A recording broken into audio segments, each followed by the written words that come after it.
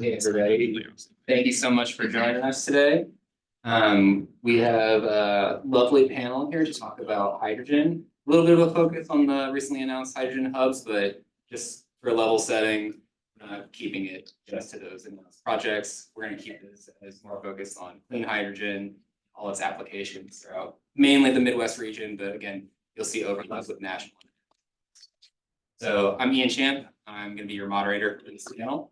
I work at Clean Air Task Force and I'm the Midwest Regional Hubs Manager. With me today, I'm going to go left to right. Left to right. We've got Amy Adams, Vice President of Government Partnerships and Funding with Cummins.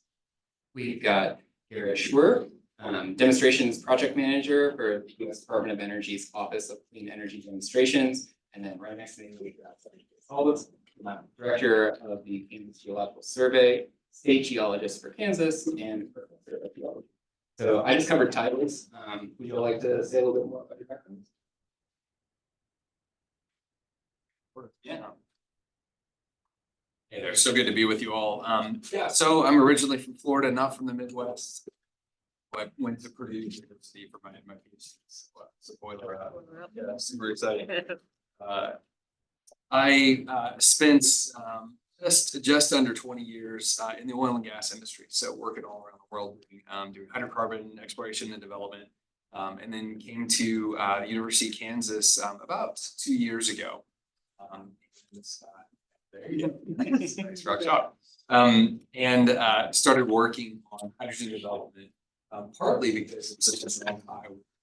Just a little bit of hydrogen storage and water resources, which is most of what he does.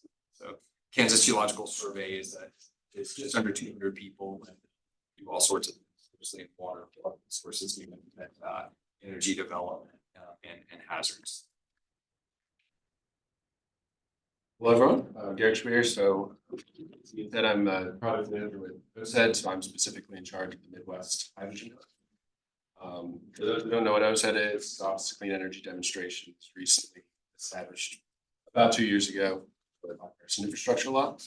So the mission is to deploy clean energy technologies over a wide variety of industries, but to promote them and encourage liftoff of those different technologies, taking them from deployment to demonstration to commercialization. My background is in project management, so it's surprisingly not in hydrogen, but with my time with the OSED, I've learned a lot. There's a lot of experts there that I'm kind of channeling their energies here. But great to talk to you. Thanks. Good afternoon, everyone. My name is Amy Adams, and I'm with Cummins. And my title is actually VP of Government Partnerships and Funding. Probably sounds like a strange title, but partly the reason I'm in the role now is a lot of opportunity provided by the bipartisan infrastructure law, the IRA, and other things to fund this transition to green technology and new technology.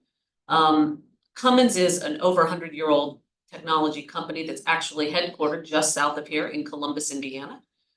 And people that know us may have known us for things like diesel engines and components and power generators, but we're a lot more than that. And so our foray into hydrogen, we've done research into hydrogen for a long time, but in 2019, we acquired a company that makes both fuel cells, so that use hydrogen as fuel, and electrolyzers that produce hydrogen.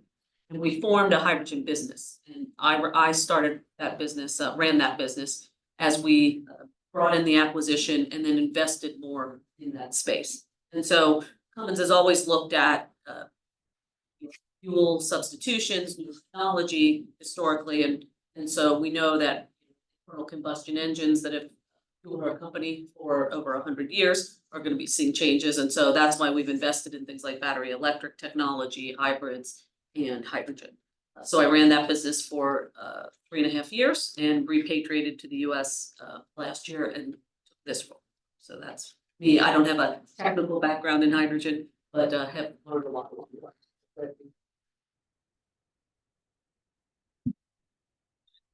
Welcome back. I didn't know that you had repatriated, so glad to have you. All right, so before we get into the discussion, there's a little bit of a lot of different color wheels that you've heard about with hydrogen, things like that. So just to kind of, again, level set us a little bit, when we reference clean hydrogen, we're talking low or no carbon intensity in hydrogen production.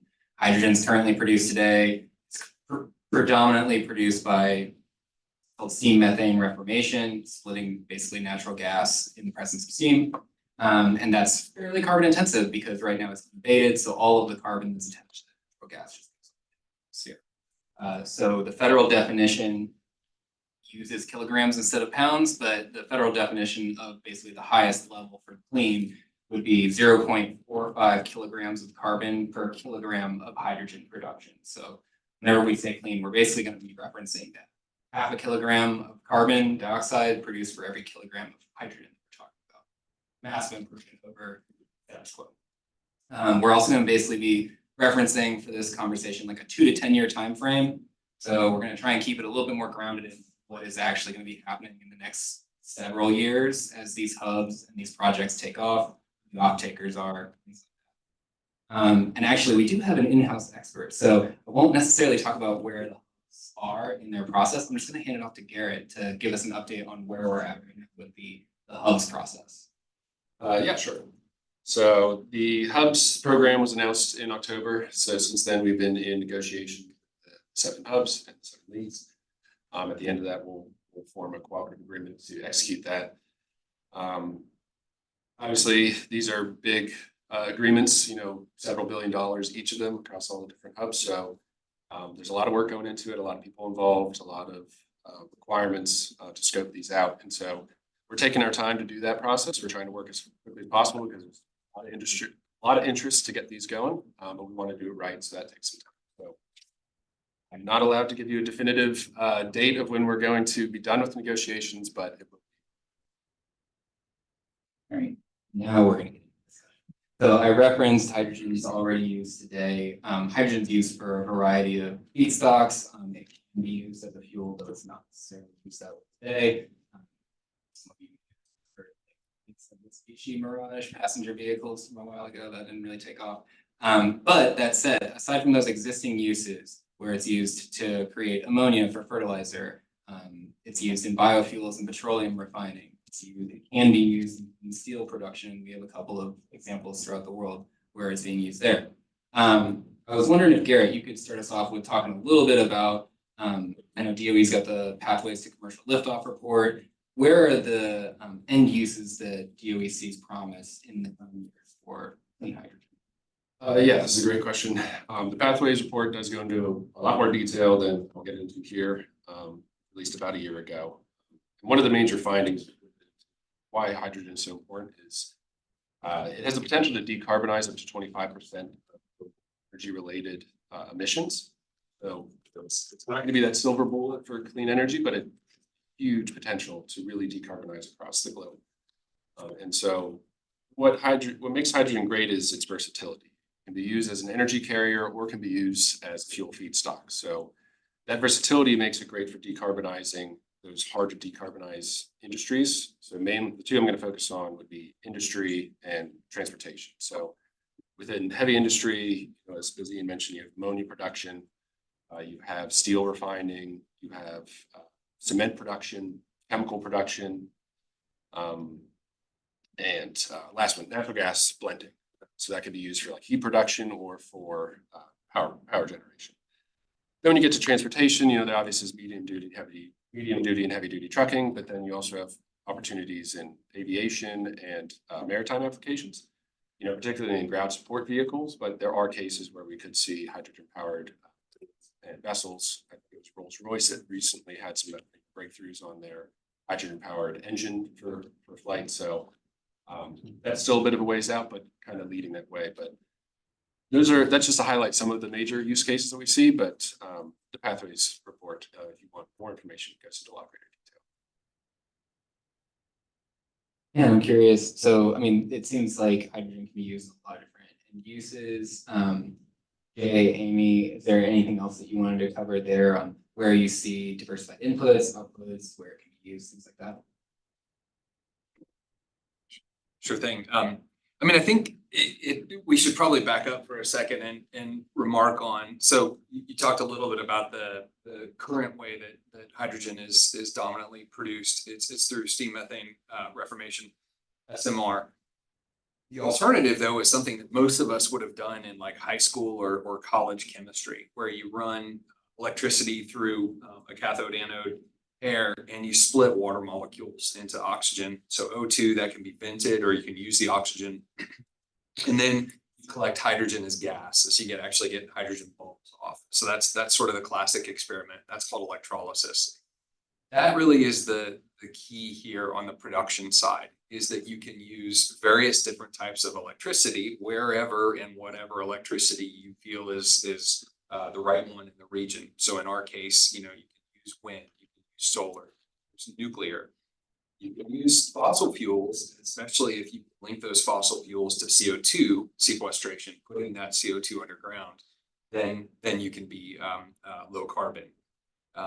So it's the diversity of inputs based on the regional assets, in the Midwest, in the Great Plains. We have a lot of wind and we have a lot of sun. So high solar irradiance and high wind. That means that we can make commercial projects doing electrolysis of water. And then the great thing is, if you're going to burn the hydrogen, you make water on the back end. So the net output is water.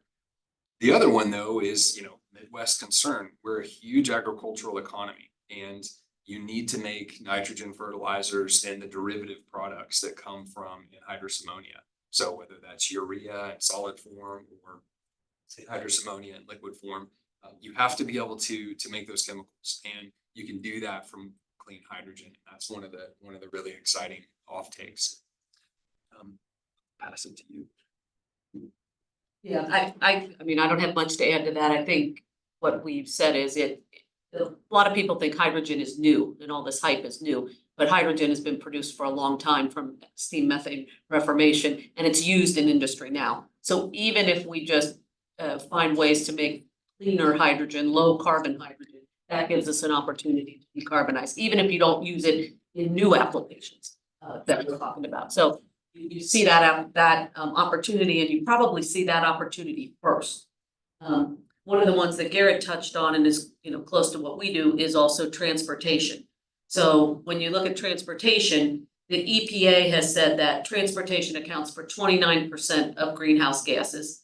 And of that, medium and heavy duty trucks account for 23%. And so, from a Cummins perspective, what we would say is there's no one technology that's going to be right for all of those applications. We don't participate in commercial vehicles. There are hydrogen powered fuel cell cars out there now, the Toyota Mirai. There's thousands of them in California.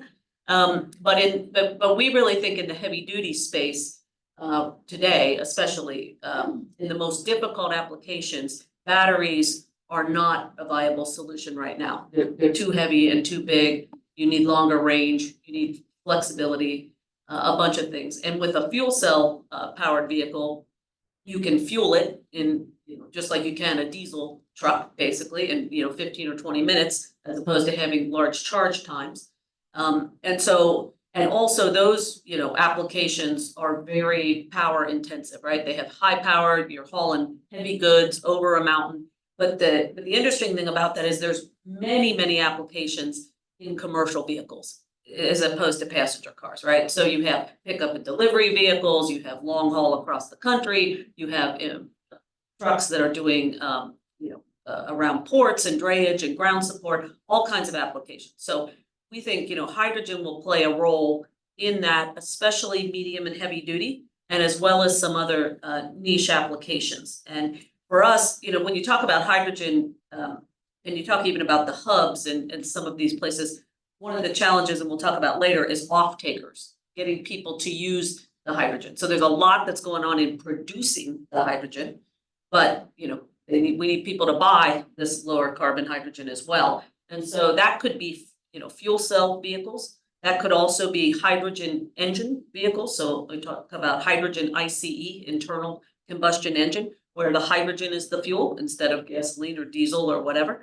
And all of that helps with the infrastructure piece because it creates demand for the fuel and familiarity with the fuel.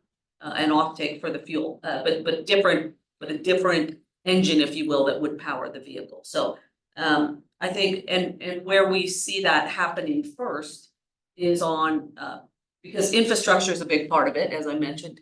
And, but there's a couple things. One is the cost of the vehicles. So ultimately, that's gotta be competitive. The cost of the fuel, the cost of hydrogen versus whatever else, say diesel. And then the infrastructure to refuel it. Those things all have to be in place. And from a commercial stance, commercial vehicle, they use those vehicles to do work, right? So it's not like a passenger car. I may pay a lot for a passenger car because I think it's cool, or it's a status symbol, or I want to drive fast, or whatever. In commercial vehicles, that's not it. There's an ROI, and they're looking at what's the return on that investment, and this is a tool to help my business. So the economics have to play out. So all of those things have to happen, and so the industry has to scale up. And it's not only just the technology of the fuel cell or having the hydrogen cost come down, but it's also having the hydrogen fueling infrastructure. So I'll pause for a second because I know you want to go more on some of that. Yeah, actually, I think you're setting us up nicely for where I want to go next. So again, we're thinking about 2 to 10 years if we were to start using clean hydrogen as a transportation fuel to replace diesel. And I hope if y'all aren't aware of it, that's great. But I mean, there are a lot of commercial corridors out there where there's heavy truck traffic, there's heavy pedestrian car traffic. It can be the I-80 corridor, basically any interstate corridor. There's a lot of criteria air pollution that comes along with those corridors. So replacing that heavy truck traffic with a zero carbon fuel, as CHF likes to call it, like hydrogen, is a potential big win. But with all that said, and Amy, you set this up nicely there, when we think about what kind of infrastructure is needed in the 2 to 10 year time frame, what does that look like? And I know Jay, you had expressed interest in covering this one, so I'm just gonna hand this off to you now. Yeah, and one thing that I'll say sort of, and this gets to the scale of transportation. So here's a thought experiment. So we use right now globally a little bit over 100 million barrels of oil a day. Right? Most of that, the vast majority of that, goes to heavy transportation. Project out into the future. So take all light passenger vehicles and turn those into EVs by 2040. We're still using something on the order of 80 to 85 million barrels of oil transportation. So diversifying this sector, diversifying heavy transport and industrial applications, industrial transportation, is probably a good thing here. So with respect to infrastructure, I think about this really in three different components. I think about it from the context of hydrogen production. I think of then classic term with midstream operations, so transporting that hydrogen around. And then I think about the offtake or the downstream operations. So from the production side, it's really about where do you have the best in class assets where you can generate the hydrogen. So if you've got a nuclear facility in the region, and there are some complexities here, and we can talk about the tax regulations. But if you've got a power generating facility that has excess capacity, or you're going to build new infrastructure that and locate it properly, then you can offtake. You've got wind and solar in the region, and you can build those into a grid capable system. Then you can produce the hydrogen. So you want to produce the hydrogen in a place where it's close to the power assets. Then you've got to transport it. We're really good at transporting hydrogen. We've been doing it for a very long time. Think about hydrogenated foods. Float glass is another application of hydrogen. So we do this commonly, and we move hydrogen around a lot. But at the scale that we're talking about here with like the hubs effort and then where we want to go in the hydrogen economy, you're not only talking about moving it around in a gaseous form or in a liquid form in refrigeration trucks, cryogenically refrigerated trucks, but now you're talking about pipeline as well. Pipeline's expensive to do, but ultimately it's the most cost-effective way to move lots and lots of molecules around for a long period of time. So that's the midstream operations. And then finally, there's the downstream operations, or the product sales, and final distribution towards their load.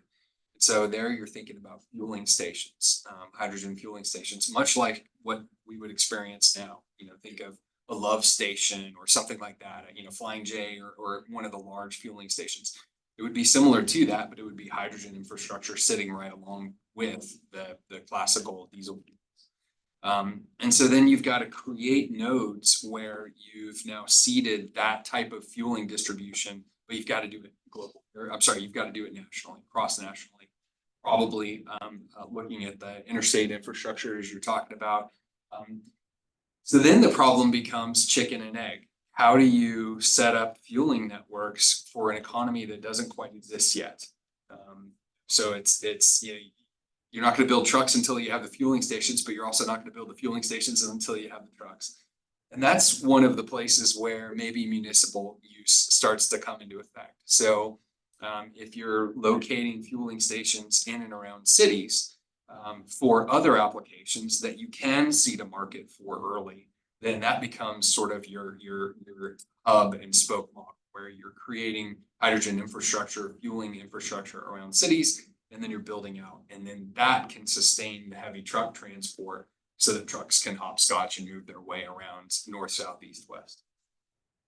And just to comment on that, I think what we saw in the very early days is that happening in those back to base kind of operations. So, bus fleets, this is not long haul heavy duty truck, but this is bus fleets, refuse trucks, garbage trucks that go out, come back, can fuel. And then you start to see things like ecosystems like a port, and where you might even have multiple types of equipment that could be powered on hydrogen. And so you can put a fueling station in that area, or fueling stations. And then to your point, you start looking at some corridors, some that are heavily trafficked. And so then you get fleets to be able to use those. But I think the chicken or the egg is a real challenge, continues to be a real challenge, because like you said, if I'm a fleet operator, I don't want to buy trucks unless I know I can fuel them. And if I'm a Love's, a truck stop or whatever, I don't want to spend a bunch on infrastructure unless I know I'm going to have customers eventually. And so that has been evolving a bit. And, you even saw that in the very early days in Germany. Germany has quite a network of fueling stations, 100 of them, and an app and everything, but mostly they were for passenger car, not for commercial vehicle. And a lot of them didn't have much utilization. So now they're having to rethink that with that investment. So I think that's what everybody wants to try to get right. Yeah, this discussion kind of reminds me of like what we're going through right now with the EV rollout as well. So charging stations, we've got multiple models out there, it's larger uptake, now we've got different things there. I actually have a friend who works in EV business, and he talks about chicken or egg problem a lot. Apologies to the vegetarians and vegans out there, but you should try to say chicken omelet. Do both at the same time. So that's a long way of leading into, we talked a lot about production thus far. We started to kind of talk about demand side. Here, I'm wondering, I know there's a new demand side measure that's out, and I'm wondering if you could speak a little bit to that, and just open it up to the panel about where other demand side supports could potentially be helpful. 2 to 10 years we got. This teases it up pretty well. So the hydrogen demand side initiative was rolled out about 2 months ago. It was officially announced as a consortium led by EFI Foundation with support from S&P Global, Intercontinental Exchange, and some other partners. And the intent behind it is really to help figure out this chicken and egg problem. On one hand, you got producers that want to have long-term commitments in order to secure project financing. But then you have off-takers. Maybe you don't want to make those long-term commitments because of price uncertainty, or as the hydrogen market lifts up, those prices are actually going to go down. So they don't want to get locked into a cost that could eventually be lower. So that's where the demand side initiative is just going to try and slide in there to make up the difference and help solidify those commitments. So where it is right now is in a design phase where they're figuring out what the best mechanism is to implement that. They're taking feedback from industry, from government, from the national labs, from the hubs themselves. And that process will take 6 to 9 months to figure out where best to implement this funding. It's $750 million, which I hate saying this, but is not a lot of money when you're trying to lift off a whole economy. So figuring out where to use it, and you do a peanut butter spread across a bunch of different industries, is that the best approach? Or do you, kind of pick certain target ones that are, lift those off and then hope that other markets for hydrogen pick up with that, catalyst? So more should be coming out on that as they get into it. The only other piece I wanted to add that I think Jay kind of touched on with the infrastructure piece is that lack of that midstream infrastructure connecting, we have the different hubs that do these regional ecosystems, but the infrastructure connecting those is a major risk to hydrogen liftoff. So that's, problems still have to be figured out. We have money from the bill that'll help with that, but there's gonna be future funding to help support that growth. So you get that national network connected. All right, then I'm gonna move us on to another topic. So we talked about production, we talked about end users, we talked about transportation. One thing that I think maybe would get lost is in any kind of distribution model, there needs to be some form of storage. We're not just gonna be moving these molecules straight from production into an engine or to the ammonia facility or what have you, end user. There's gonna be some buffer built out. And Jay, I know you've talked about this a lot. I wondered if you could speak a little bit to what storage for a hydrogen economy could look like in the next decade. Yeah, sure thing. This is gonna get a little geeky, a little geologic, but it's super cool. So yeah, I think a really good analogy to think of is water. Move water around. It's never from the treatment plant or the resource straight to your spigot. It is always gonna go through a reservoir, whether it's an Army Corps of Engineers, person-made reservoir, water tower. You have to be able to balance supply and demand. And hydrogen is no different. On demand is not going to work. You have to be able to kind of titrate that. Lots of different ways to do this. Above ground storage, we can put it into purpose-made containers. You can store it as a gas, but it's a fairly low density. It's the lightest molecule in the known universe. And so you can store it as a gas, but it's much more effective from a density perspective to store it as a liquid. That's expensive. That's very expensive to do because you got to refrigerate it and you're going to have some hydrogen loss. Where the geology comes in is actually looking at subsurface storage techniques that have actually been in place for decades. So take salt, literally, I mean halite, so sodium chloride. So bedded salt or plumes of salt that occur naturally in the subsurface. Salt is an extremely low permeability, low porosity material.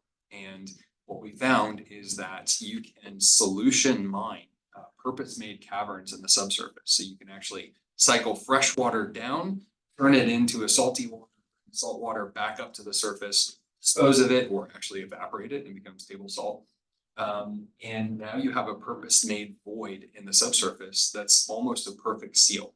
So it's very, very resilient. You can store hydrogen in that void in perpetuity. You can also lightly compress the hydrogen in the subsurface. So it's in a gas form, but you can lightly compress that void. When you do that, you're effectively making a compressed gas storage vessel. And then you can store gas in there, and then you can lower the pressure when you want and get that hydrogen back.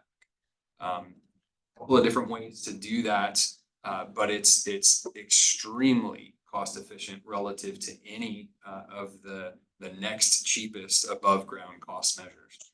So then the trick becomes, where do you have resources to be able to do that? And when I'm talking about production, you're going to want to produce and you're going to want to store in relative proximity to each other.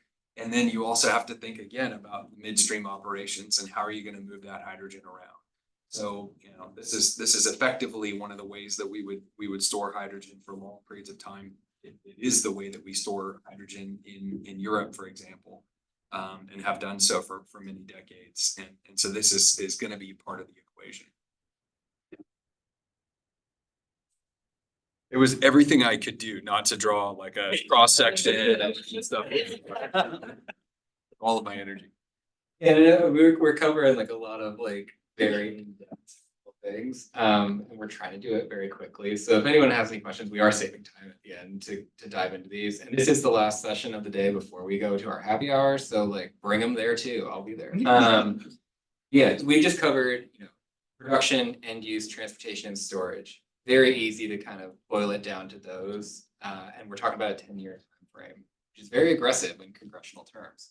So I wanted to kind of shift us a little bit. We talked about all those things, and kind of put it to the panel. Basically, whoever wants to start with this one, open to whoever.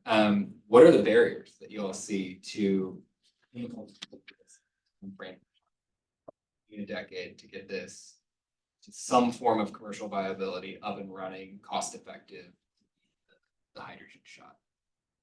I can start with a few, just from a high level perspective. I think, we've seen lots of announcements about hydrogen projects and even all of the hubs. That may not be obvious to everybody, but each hub has a lot of projects as a part of it or sub-projects as part of it.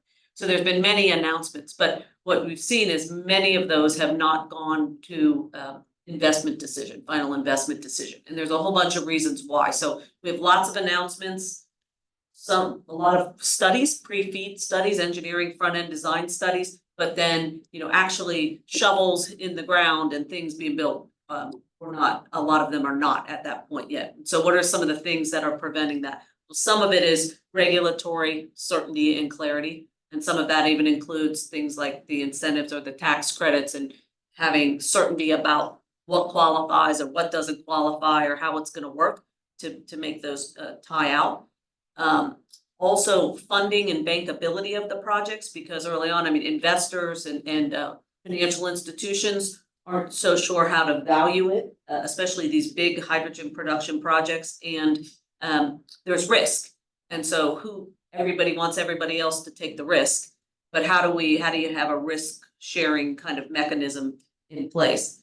And then there's just some, administrative kind of items like permitting. So it takes a very long time to get some of these projects permitted, not just, I'm not just talking about federal now, I'm talking about local permitting as well.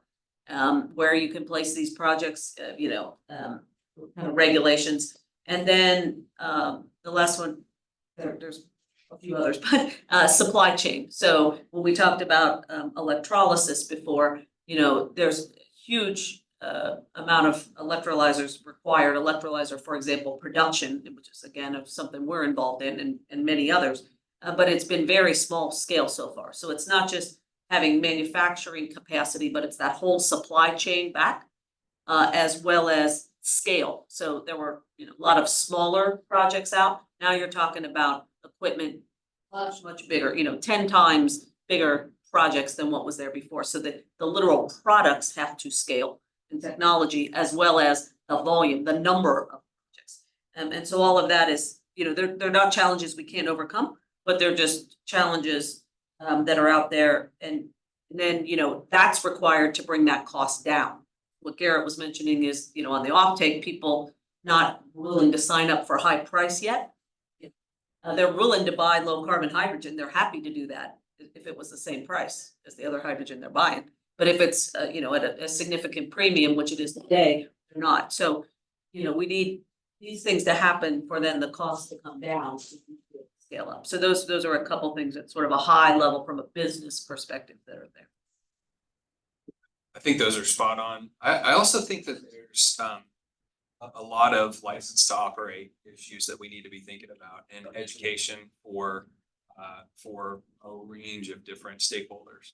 And I think that there are, despite the fact that hydrogen's been around for a long time, I think most people are not educated on what the economy looks like here, what the industry looks like, what the risks are, what the not risks are, one over risk, what the rewards are. Maybe that's a better way to put it. So I think education is going to be huge, and we have to be able to make the connection as well of potential economic viability and potential economic benefits to communities and to regions with a whole new different kind of economy that they've not seen before. And so that's sort of that barrier that we need to bridge that gap. Yeah, I think they both covered pretty much everything. So the only two I would just reiterate from a federal end, it's the regulatory alignment. We're seeing discrepancies even with the federal regulations on how to handle and treat hydrogen. So that's going to be key. So it can just be clear to everyone how to deal with it. And then the price point, getting the cost of hydrogen down so that it's inexpensive to make and inexpensive. Yeah, thank you all. And here, and there are things that both of you said that I'm gonna tie together real quick here is, there are hydrogen projects that are moving forward. There are the hubs projects, which are tied up in negotiations right now. For both of those, once the hubs get through negotiations and for the ones that are going forward now, the thing that I really want everyone to remember here is, especially with the hubs ones, as soon as they finish negotiations, all of their permitting starts. Like, once they get through OSED negotiations, they still have to go through federal, state, local permitting requirements. They have to go through NEPA reviews, all of that. So this is not a fast track to get around any of that. And that's the same for all of the hydrogen projects that are moving forward, independent of the hubs program. Still have to comply with all local laws and regulations.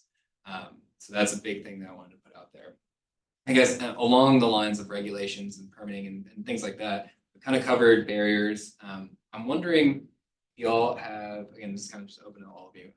Y'all have anything that you think is not getting as much attention as it should? If there are challenges on the horizon, or anything like that that you think is just kind of the radar?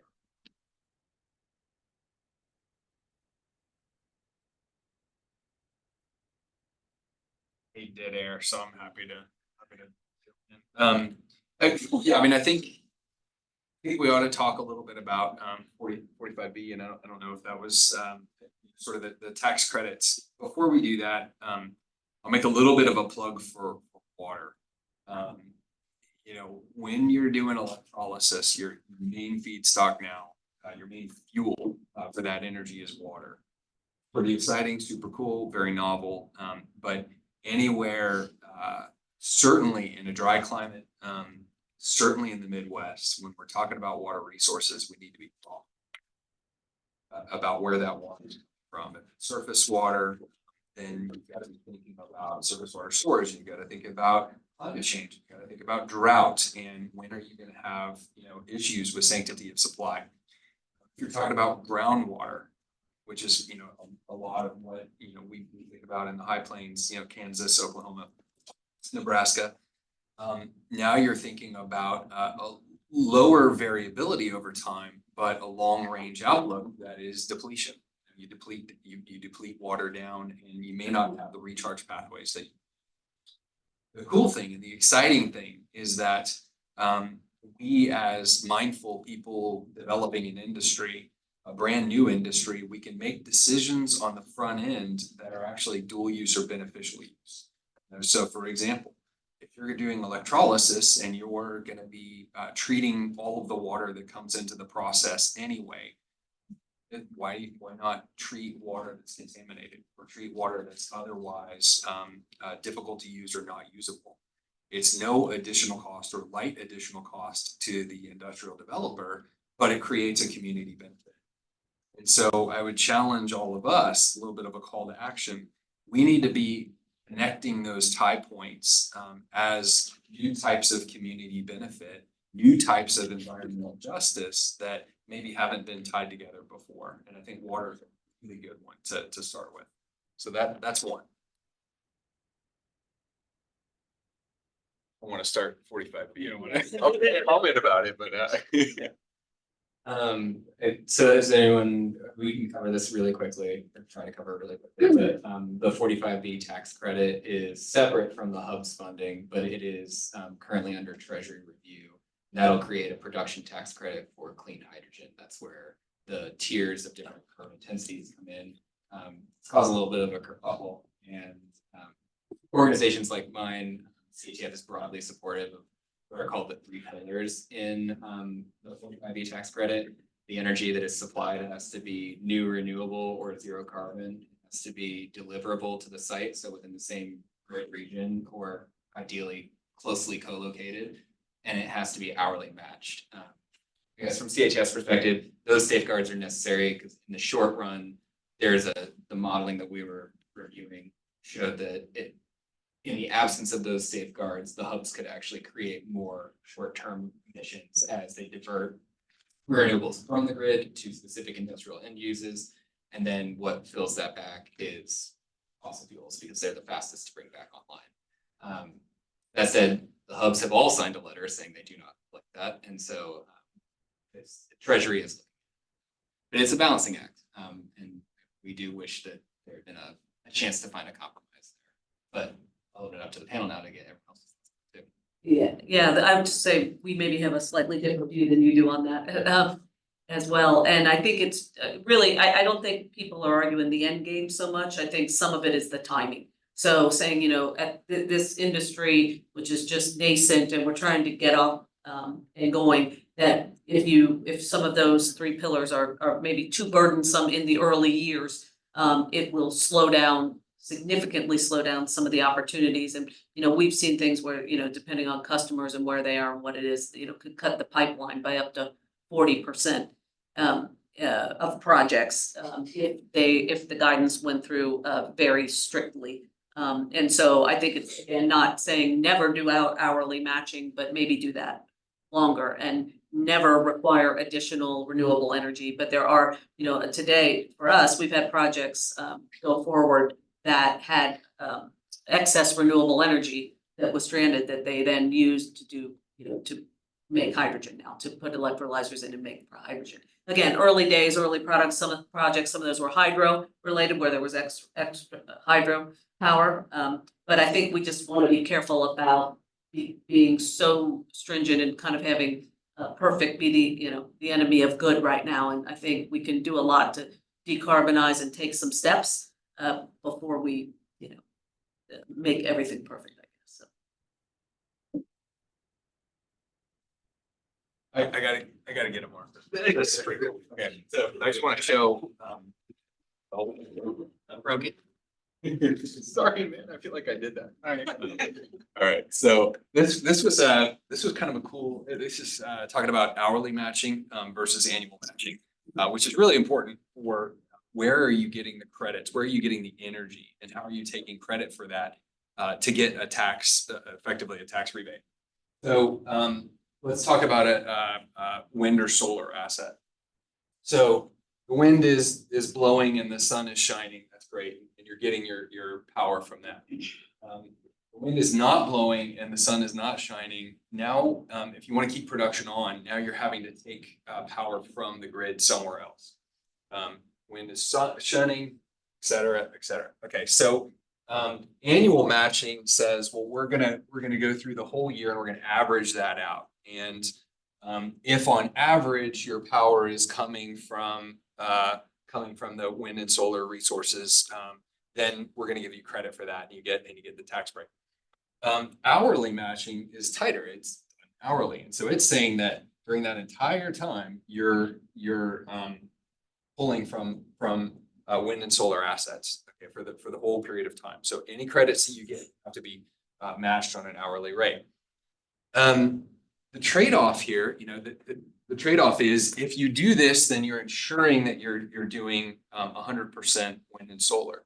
If you do annual matching, then in these trough periods, you're not necessarily ensuring that you're pulling green from the grid.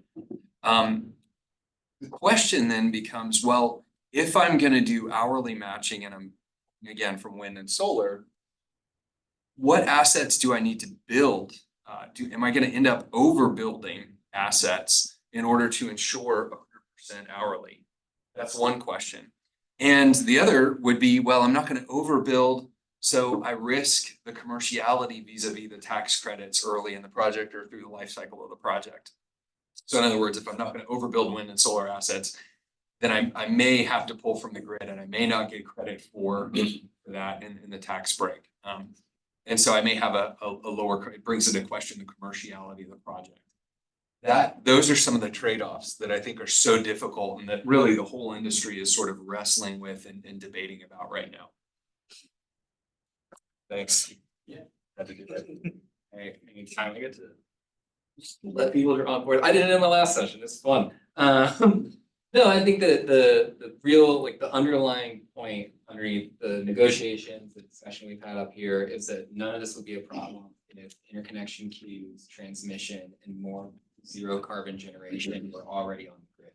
So while we're not necessarily talking about that as a standalone thing here, again, transmission, new generation, renewables, or zero carbon back on the grid makes all of this not necessarily a big issue. And that's really one of the things that we wanted to. I know we're getting close to the end. I wanted to save time for questions, so I am going to put one more question in the panel, and then everyone, if you got questions, be ready to go.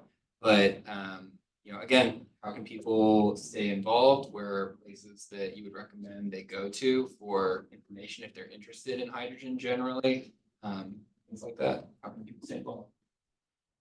Yeah, I can kick that off from an OSED standpoint. So, OSED has its own website. A great thing to sign up for is the OSED alerts. So it's just kind of a news blast that we send out for any activities around OSED, any new fundings, any new updates to projects, and things like that. The hubs themselves, more information is really just going to be coming up once we reach a board. So that is going to be later this year. I will say a great opportunity coming up is these public listening sessions. So that intent is to give the public and give the communities, a way to voice, their concerns, their issues, their questions, their comments about directly to OSED. The hub partners will be on all of those calls, and so some have already occurred, but the one for the Midwest is scheduled for April 24th. So sign up options are on OSED. If you Google, H2 Hubs public listening session, you'll find it. Invite everyone to sign up. You can either listen, or if you are part of the community and want to speak, you're welcome to do that as well.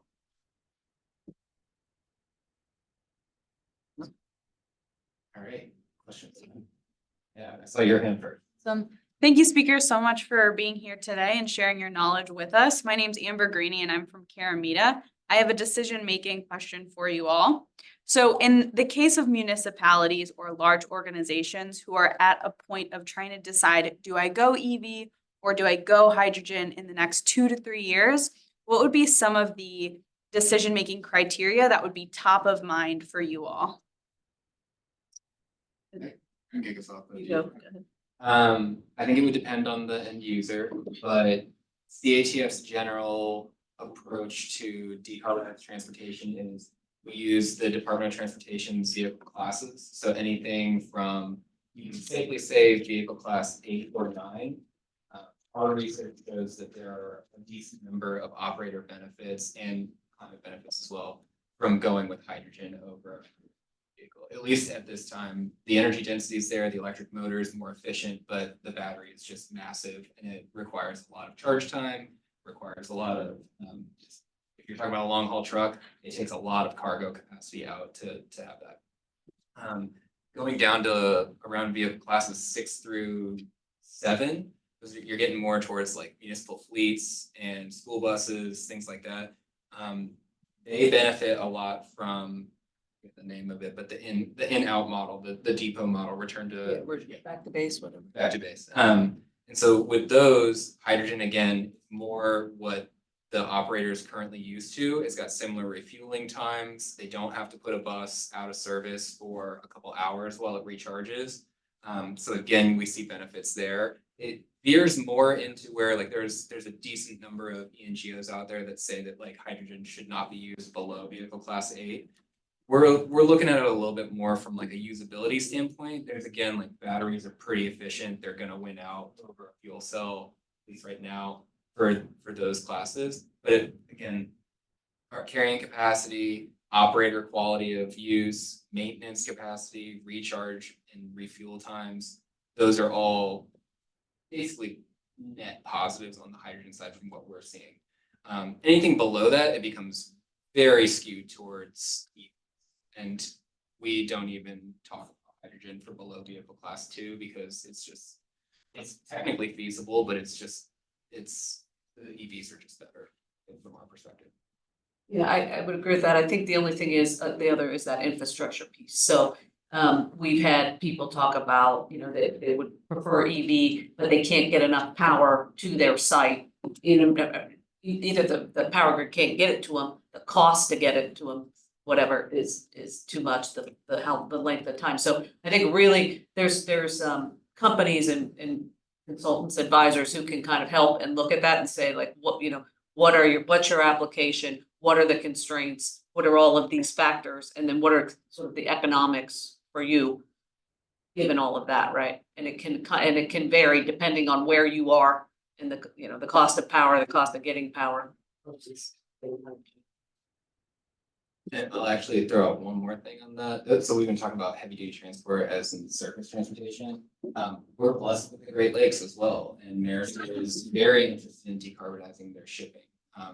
Either ammonia, hydrogen, or methanol are right now the top 3 alternative fuels that are being proposed for green marine shipping. If I remember right, Maersk is investing heavily in methanol, which is not technically, it has a carbon molecule, so it's not fully decarbonized, but it's a lot better than diesel. We also have the Mississippi and the Ohio River. There are the barge fleets there, and another thing, but I just so there's just other fleet operators where basically EVs, at least right now, are not technologically or economically feasible with the conversion option.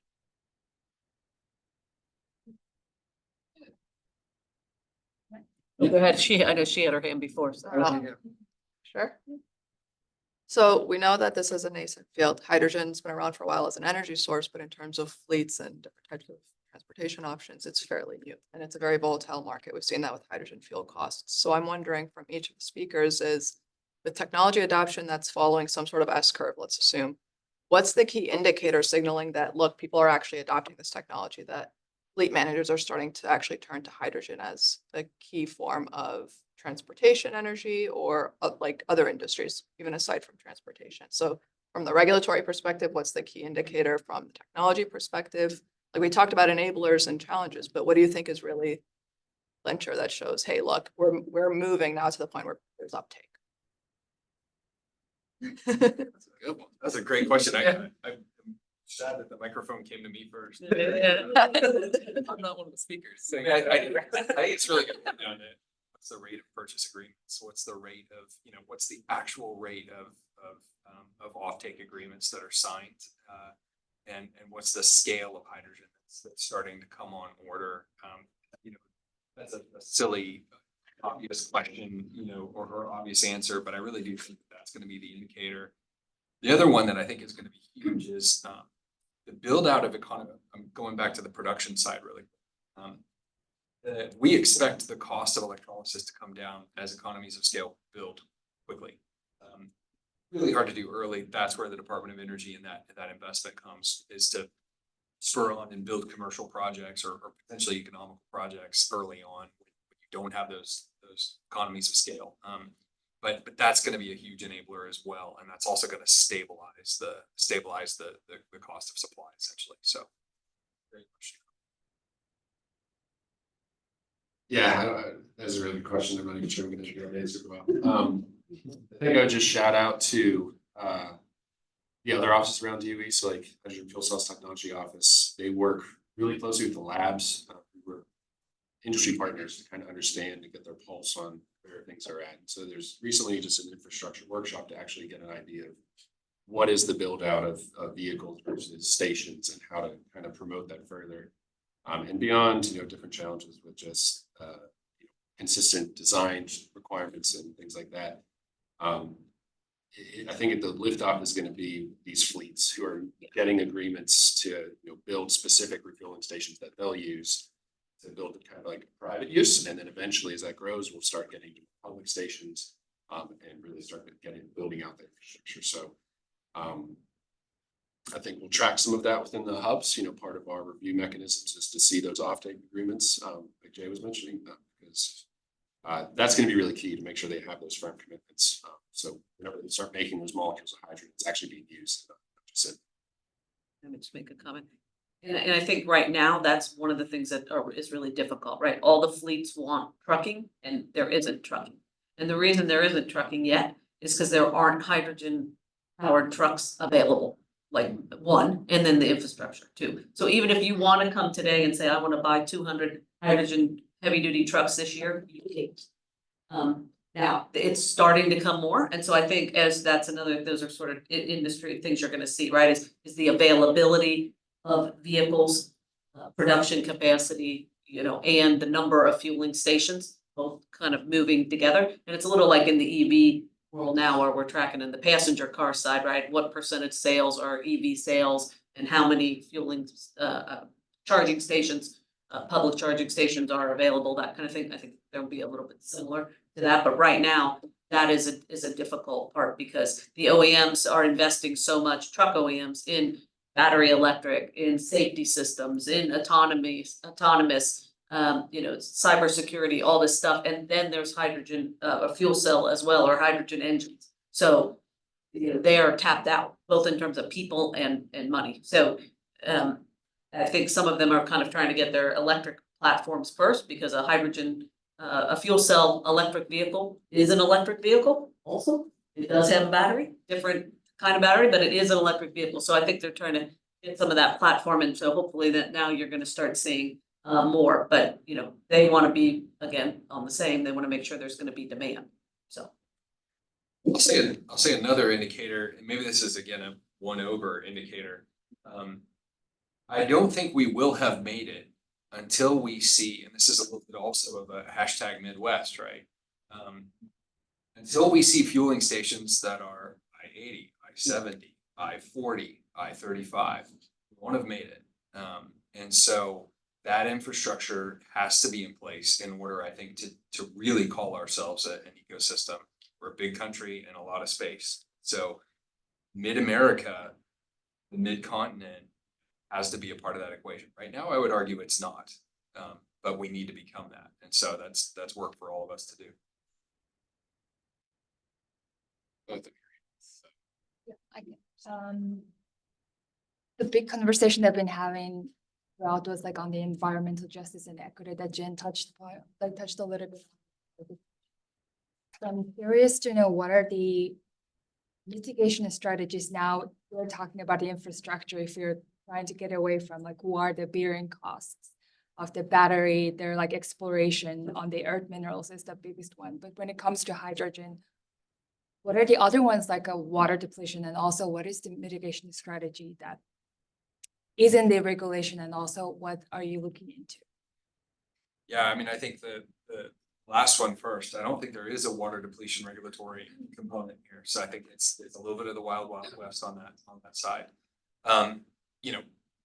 Every industry, certainly every energy industry, uses water and uses water heavily for cooling mostly. So that's a fact, and we use water for so many different applications. But I think that the water component here, as I said, is a part where we can be really cool and really creative. Again, thinking about water drawdown, thinking about many states have great water regulatory measures where you're doing purchase agreements for water. You're working with, for example, like state natural resources, Army Corps of Engineers. You're working water so that what you're going to draw down from a given reservoir, stream, or whatever is a sustainable application. The work for us to do is really to imagine that and those water drawdowns, not just for today. We're not just in hindsight for what precipitation rates have been, but also what the future states can be.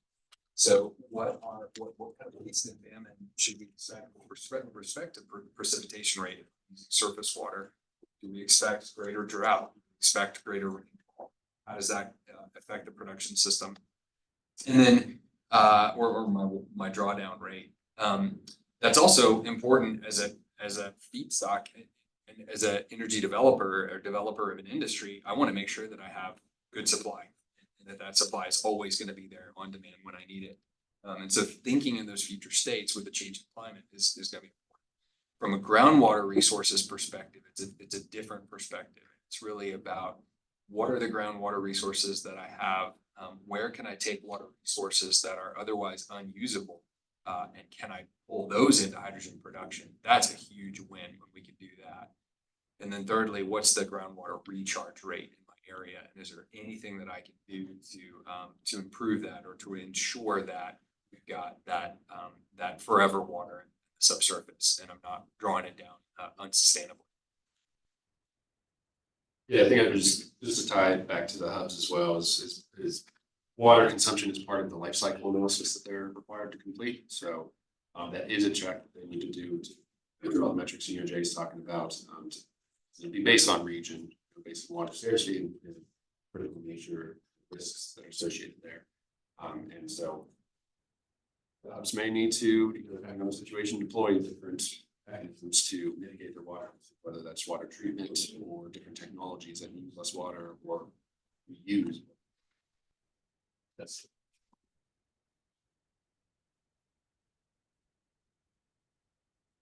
I know we're a little bit past time, but I did see your hand. If anyone wants to stay, and if you still want to ask a question, yeah, for it. Yeah, kind of just about the economy of scale. We're looking at blue hydrogen and green hydrogen, like either water or popping up. And the upstream emissions that come from those, like if we have clean steel and we're making have all class 8 and 9 vehicles running on hydrogen. Does that scalability work with also the in pushing out current diesel and fossil fuel uses? And is it possible to everything just get rid of fossil fuels? Or are we signing up for more fossil fuel use for longer periods of time?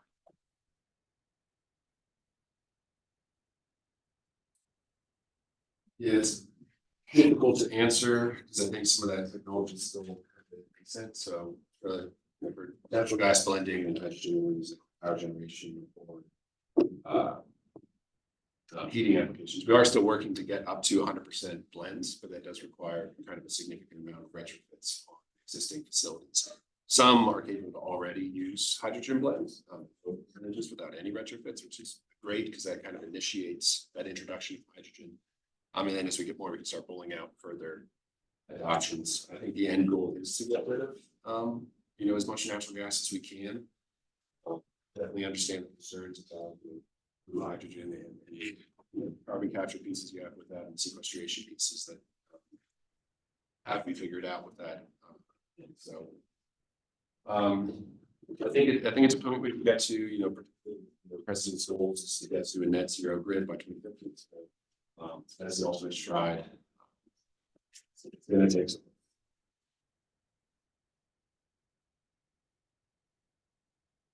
Yes, my CHS take on that. It's most climate beneficial to replace existing hydrogen with. So right there, we're not necessarily talking about propping up fossil fuels. There's gonna, like 80% of the production of blue, but that's because the SMR is right there and we don't have investment per ton. It's not standing up an entire as well. So there's that component, but to your point, I think there are applications that will shake out in the long run. I personally do see a decent amount of in heavy trucking and transportation, kind of in ammonia or one of those three, all of them use the clean hydrogen feedstock. It's got a lot of potential. I know that you just mentioned this here. CHF does not see a long-term future in burning hydrogen outside of like high heat industrial applications. Specifically because, again, if you look at our website, we don't have a renewables department or program, but that's because there's a lot of people who are focused on renewables right now, and renewables and just general zero carbon grid-based power is pretty competitive now. And we don't see that going away anytime soon. So from a power perspective, unless it's for a thermal application, I think we would struggle to see that taking off sustained. Happens. And then I know now we're definitely over time now. Thank you, everybody.